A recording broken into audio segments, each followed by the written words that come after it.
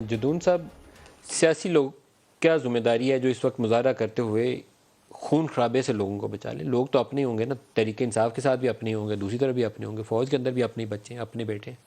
देखिए, सबसे पहले कि लॉन्ग मार्च का मकसद क्या है, क्यों लॉन्ग मार्च कर रहे हैं, ये क्यों, किस वजह से कर रहे हैं। ये कहते हैं ये अर्ली इलेक्शन में गवर्नमेंट ने कर दिया, ये कॉन्स्टिट्यूशन के अंदर है, इलेक्शन किस तरह होगा।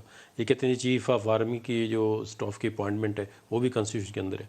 अब ये दोनों चीज़ें जो है आनी तौर पे आइन के अंदर दर्ज है कि किस तरह होनी है, तो इनको कंट्रोवर्शियल बनाना इनका मकसद जो है वो ठीक नहीं है।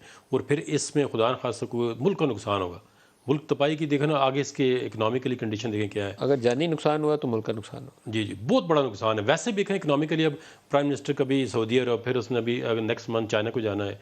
वो मतलब इधर से उधर कर करके आपके रिजर्व देखें कितने हैं, कितनी क्राइसिस में एक गरीब आदमी की ज़िंदगी। तो अब उनको मज़ीद मुश्किलात में मेरे ख्याल में इनको सोचना चाहिए, कोई इनको मुल्क का ख्याल करें।